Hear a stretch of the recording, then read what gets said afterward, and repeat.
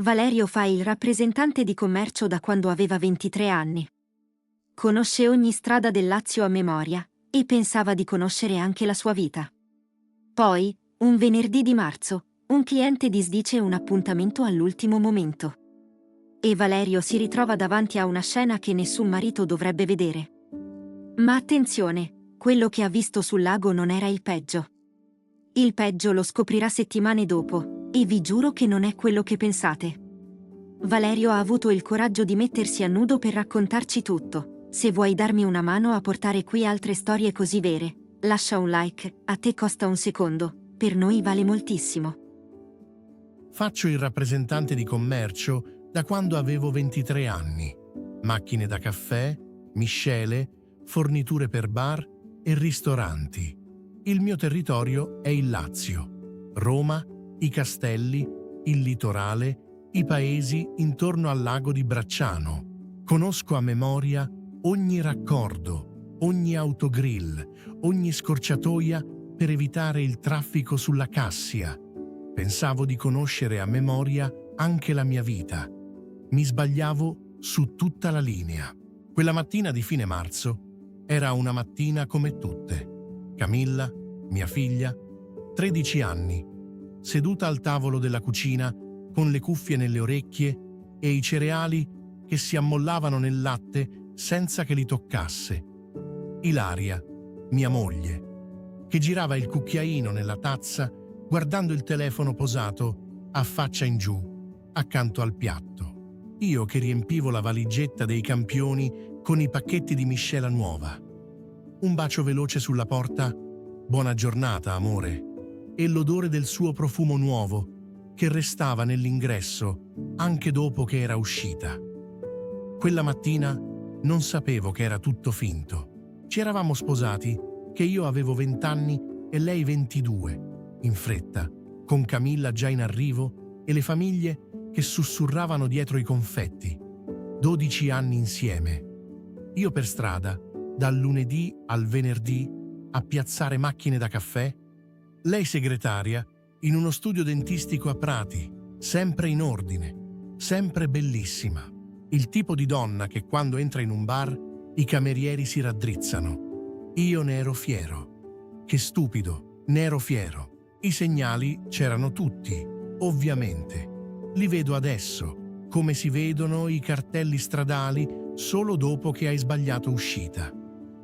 Da settembre Ilaria aveva un corso di aggiornamento un venerdì al mese, organizzato dallo studio. Il telefono sempre capovolto, sempre in modalità silenziosa. Il profumo nuovo che non aveva scelto con me. E Camilla. Camilla era cambiata. I voti crollati da 8 a 4, le unghie mangiate a sangue, la porta della camera sempre chiusa, gli occhi cerchiati di chi non dorme. È l'adolescenza, dicevamo. Lo dicevamo insieme, seduti sul divano. Solo che io lo dicevo guardando lei e lei lo diceva guardando altrove. Il venerdì della scoperta, il mio appuntamento delle 2:30, un ristorante ad Anguillara, saltò all'ultimo. Il titolare mi scrisse che aveva un'emergenza in cucina. Mi ritrovai con 2 ore vuote e fame. Sul lungolago c'è una trattoria dove volevo piazzare una macchina da mesi, così parcheggiai, presi la valigetta e attraversai la strada. La vidi mentre ero in mezzo alla carreggiata, il tavolino sulla terrazza, il cappotto beige che le avevo regalato a Natale, la sua risata. Quella risata la riconoscerei in mezzo a uno stadio pieno. Di fronte a lei, un uomo sui 40 anni, giacca scura, spalle larghe. Ilaria doveva essere all'Eur, a un corso. Invece era lì, a 50 chilometri da casa, un venerdì pomeriggio. Un clacson mi urlò di spostarmi e io mi spostai come un sonnambulo, con la valigetta che mi pesava come un'incudine. Lui allungò la mano sopra il tavolo e le prese le dita.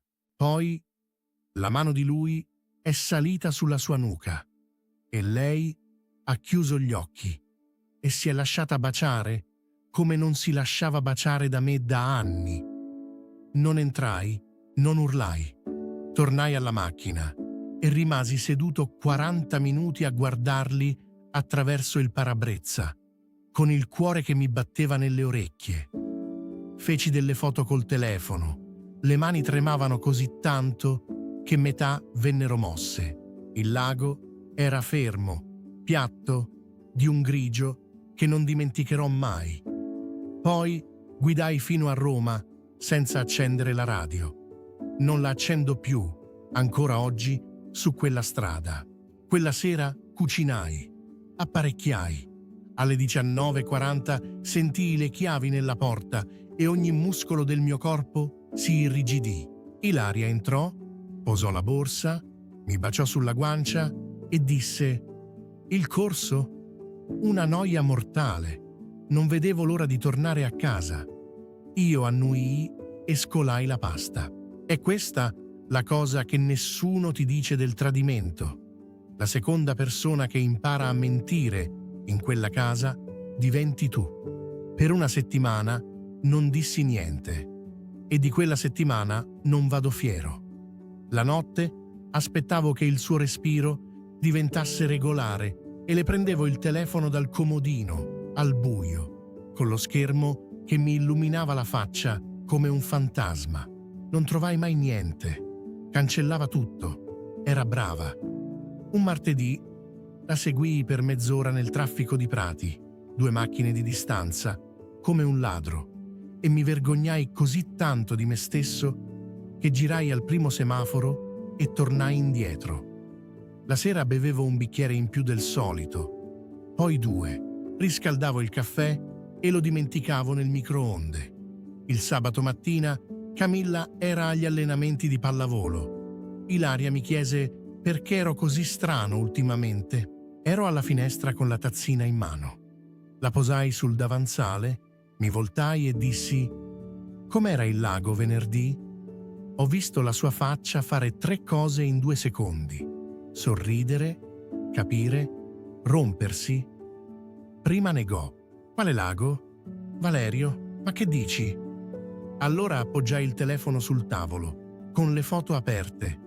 Si sedette piano, come se le gambe avessero smesso di funzionare. Si chiama Gianluca, l'odontotecnico che consegna le protesi allo studio ogni settimana da anni. 6 mesi, disse. È stato un errore. È finita, te lo giuro, finisce oggi. Le chiesi perché. Mi sentivo invisibile, disse. Tu non ci sei mai. Io non ci sono mai perché giro il Lazio 5 giorni a settimana per pagare questa casa, dissi. E poi feci una cosa di cui mi vergogno ancora. Presi il suo telefono dal tavolo e lo scagliai contro il muro della cucina. Lo schermo esplose in 1000 pezzi. Camilla trovò i frammenti quella sera dietro il frigo e non chiese niente. Adesso so perché non chiese niente. 2 giorni dopo feci di peggio. Guidai fino al laboratorio di Gianluca, a Ostiense. Entrai e lo spinsi contro una scaffalatura. I calchi di gesso caddero e si frantumarono sul pavimento come ossa.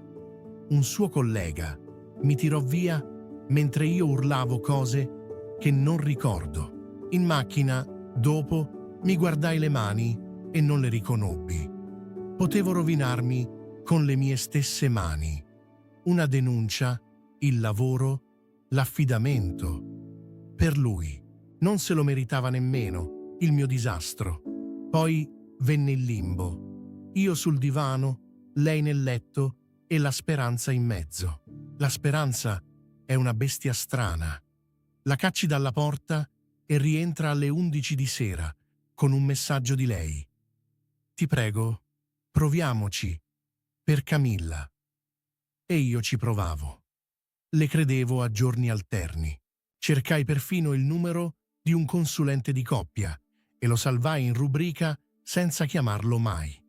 Poi, un giovedì, chiamò la scuola. Cercavano me perché la madre non rispondeva. La vicepreside Aveva una voce gentile e imbarazzata.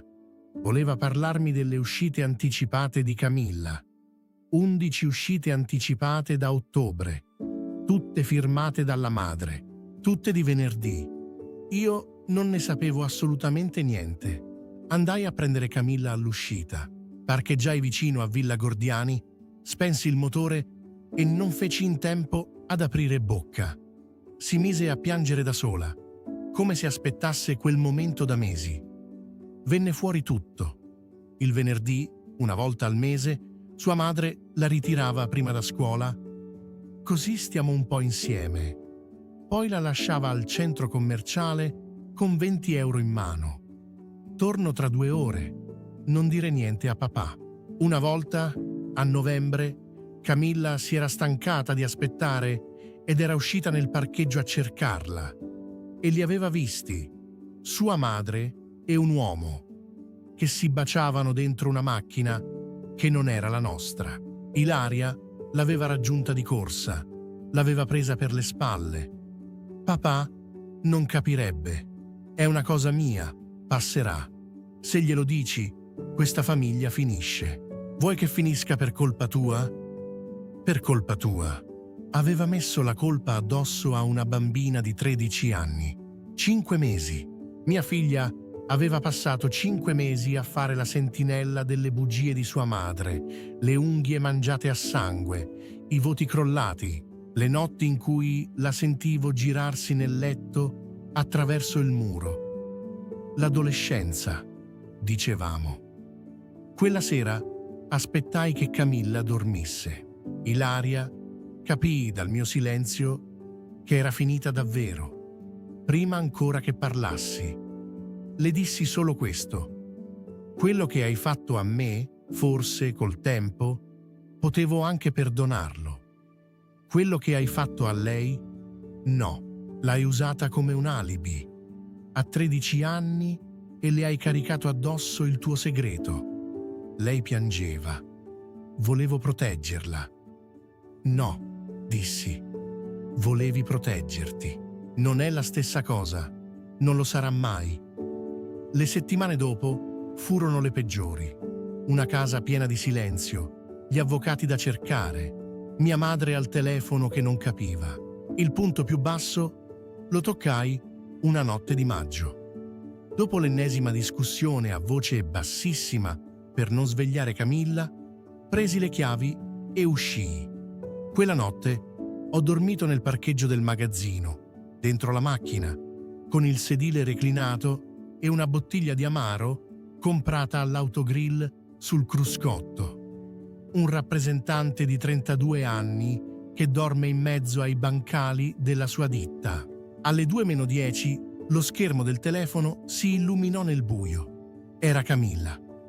«Papà, sei sveglio?» «Nemmeno io. Non ce la faccio più a far finta di dormire». Rimasi a fissare quel messaggio finché le lettere non si sfocarono. Poi risposi una parola sola. «Arrivo». Buttai la bottiglia nel cestino del piazzale. Era quasi piena.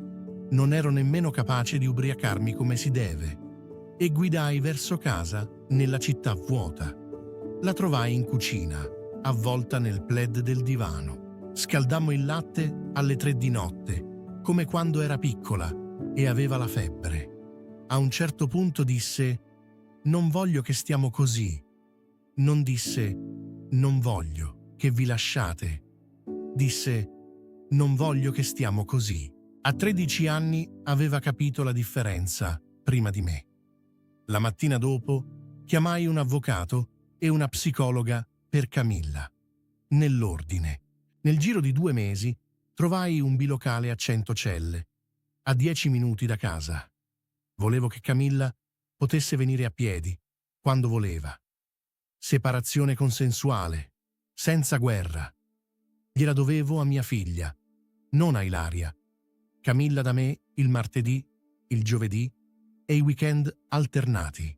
La prima cena nel bilocale fu pasta scotta con il sugo in barattolo, seduti su scatoloni ancora chiusi. E ridemmo. Non so nemmeno perché. ma ridemmo fino alle lacrime e quella risata mi tenne in piedi per settimane. Andai anch'io da uno psicologo. La prima volta rimasi zitto per 20 minuti buoni a fissare il pavimento. Poi parlai per un anno. Ci furono ricadute. Non vi racconto favole. La sera in cui scrissi a Ilaria un messaggio di 2000 parole e lo cancellai lettera per lettera. Le settimane in cui controllavo i suoi social alle 2 di notte, finché una sera mi bloccai da solo per non potermi più fare del male. Cominciai a correre la mattina presto lungo l'acquedotto, prima del primo appuntamento. E la vita, che ha un umorismo tutto suo, volle che il titolare della trattoria di Anguillara mi richiamasse. Comprò la macchina da caffè, il contratto più grosso del mio anno. Firmai sulla terrazza. Scelsi io il tavolo, quello dove sedevano loro. Mi sembrò di riprendermi un pezzo di qualcosa. Sono passati 18 mesi. Con Ilaria ci parliamo ai colloqui di scuola, cordiali, due estranei che condividono la cosa più importante che hanno. Ho saputo che con Gianluca è finita dopo pochi mesi. Non mi ha dato nessuna soddisfazione e lo psicologo dice che è un buon segno. I segni, però, restano. Al ristorante mi siedo sempre di fronte alla porta. Quando qualcuno appoggia il telefono a faccia in giù sul tavolo, qualcosa dentro di me si irrigidisce ancora. Non credo che passerà. Ho fatto pace anche con questo. Camilla dorme. Adesso. I voti sono risaliti. Le unghie stanno ricrescendo. Stamattina, nel bilocale, ha fatto lei il caffè con la moka che le ho insegnato a usare. Me l'ha messo davanti e ha chiesto: «È venuto bene?» Era venuto bene. Ho imparato una cosa in tutto questo. I segreti non proteggono nessuno, sono pesi. E quando non vuoi portarli tu, finisci per metterli sulle spalle di chi ami di più, anche se ha 13 anni e le unghie mangiate. La verità fa male una volta. Le bugie fanno male ogni giorno, per tutto il tempo che durano. Se dovete scegliere cosa lasciare ai vostri figli, lasciategli la verità. Le ginocchia sbucciate guariscono. La verità fa male una volta. Le bugie fanno male ogni giorno, per tutto il tempo che durano, e a volte le pagano quelli che non c'entrano niente. Se questa storia ti ha toccato, qui accanto ne trovi un'altra che devi assolutamente sentire. Ci vediamo lì.